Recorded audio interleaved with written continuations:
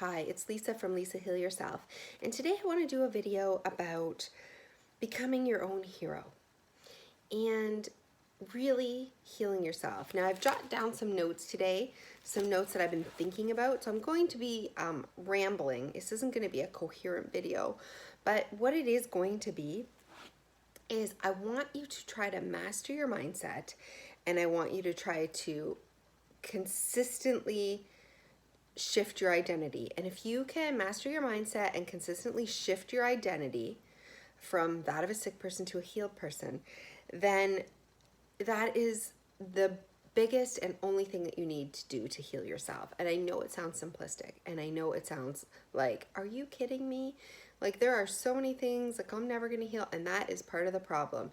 That resistance to healing, that resistance to it being simple, that resistance to you having all the tools that you need to be able to heal yourself is part of the problem. So you need to really embrace that.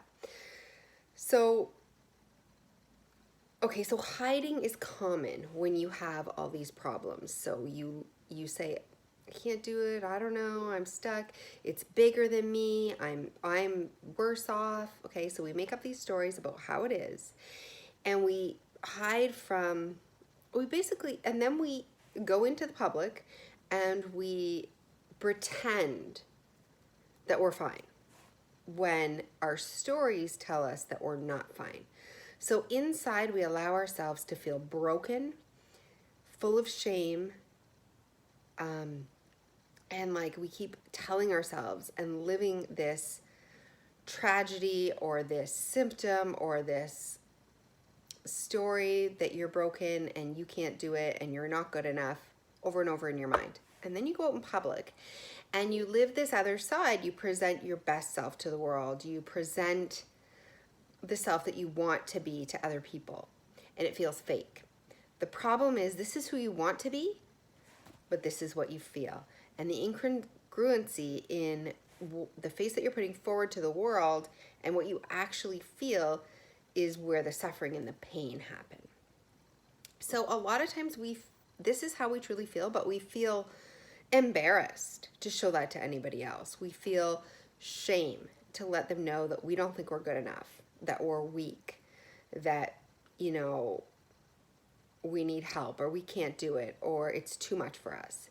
And so we go outwardly and we put on this image, and it's not really that we're faking it, it's just that we want to appear strong. We want to appear like we're normal, like we're okay, like we've got everything out of control, because we feel shame and embarrassment and guilt. And so it stops us from showing our true self. And this identity, what we really think is true and what we show the world, and we hide the truth. We blame ourselves, we have guilt over this, we try to ignore the pain in the past, and we don't want people to see it, but it's actually there and it's pulling us back. So I'm not saying that you have to pretend to be something that you're not all the time, all the way really feeling this. That's not really true identity shifting, because that really is your identity's over here and you feel like this is fake. I'm suggesting that this becomes truth over here, and this is what no longer feels real, it feels fake. So it's very complicated and it's very subtle, but the true identity is who you want to perceive to the world, what you want to be, who you would be if you didn't have this. But this is the identity.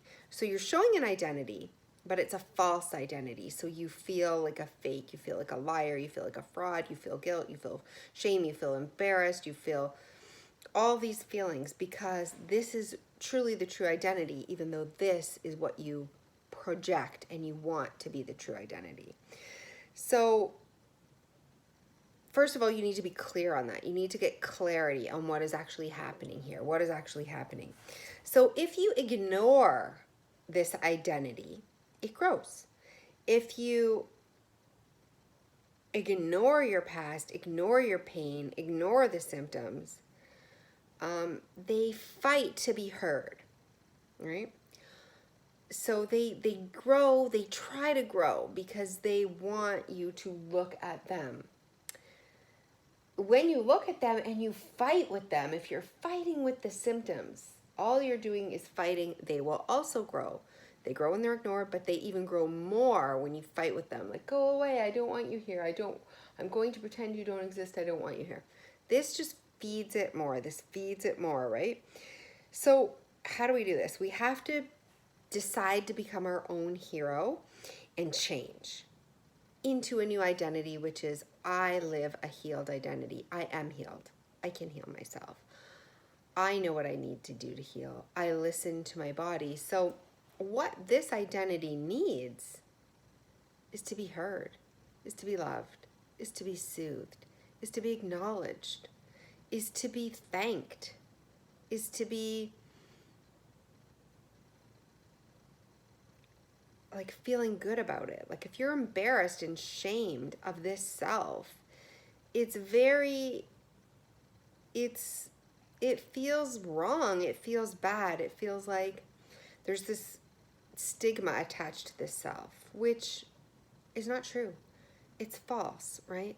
This self is amazing. This self is here to protect you. This self is in pain. This self is crying out to you. This self wants attention. This self wants to be heard. This self wants to be acknowledged. This self needs you to face something that you don't want to face. This self needs you to accept something you don't want to accept. This self wants you to feel something you'd rather not feel. This self wants you to stop storing it in your body and releasing it from your body. This self doesn't want to hold on to this. This self wants to be this self. This self truly wants to be this self. That's why it feels all these things.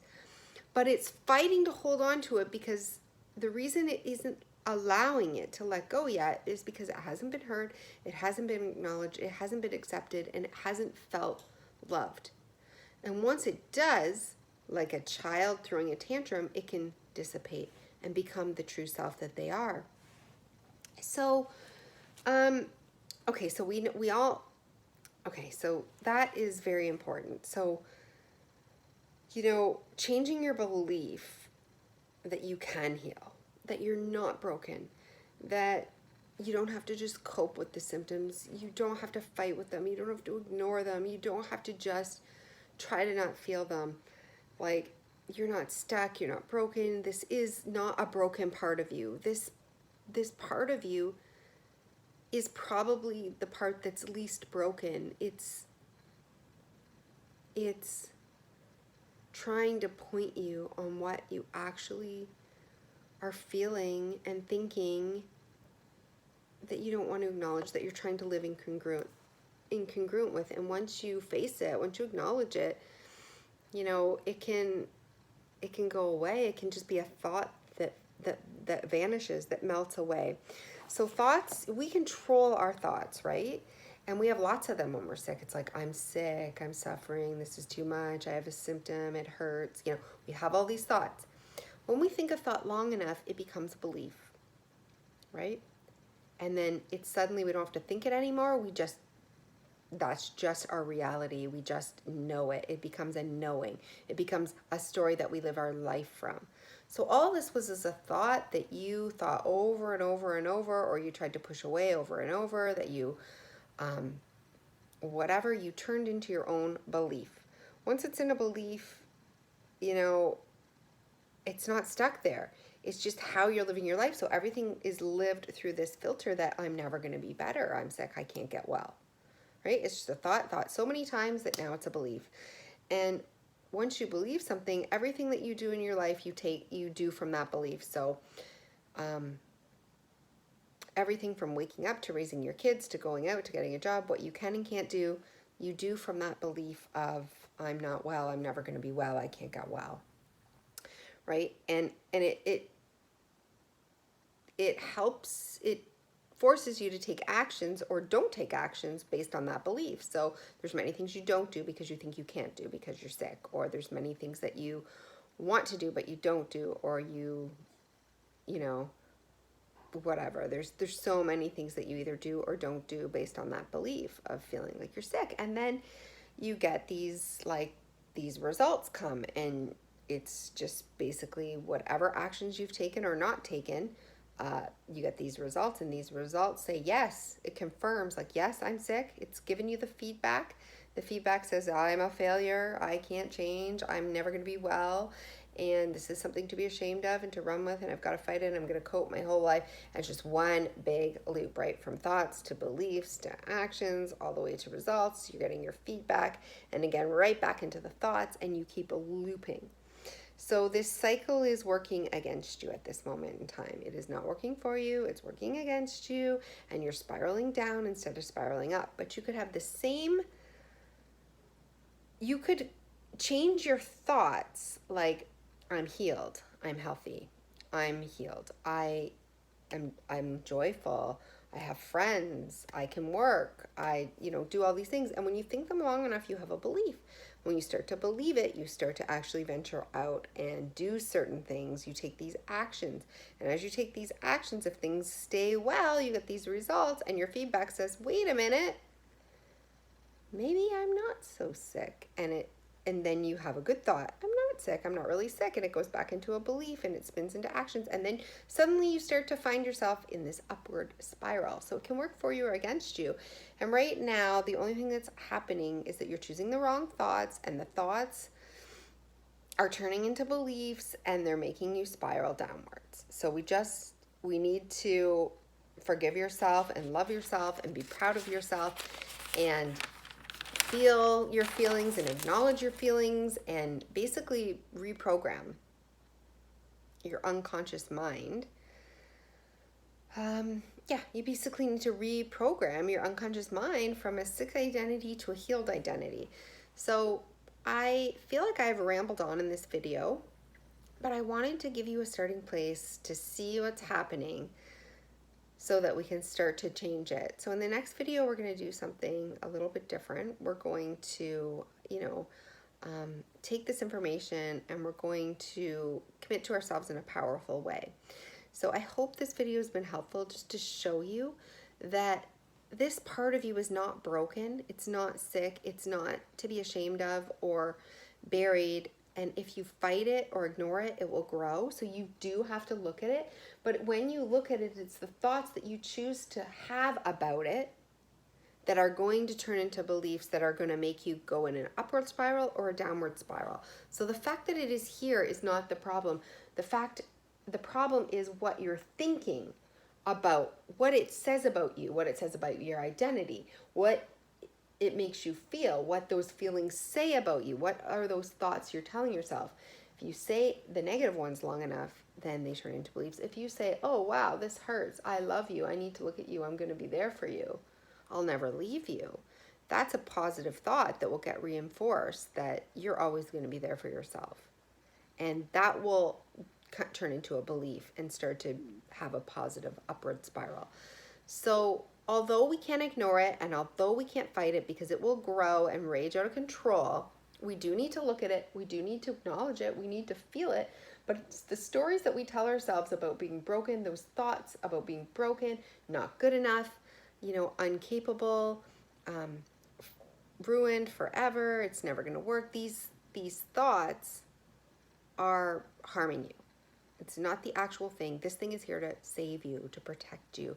It wants you to interact with it in a positive way. It wants you to interact with it with kindness, with loving kindness and patience and love and acknowledgement, and hear it and not shove it down and not push it down and not pretend it doesn't exist.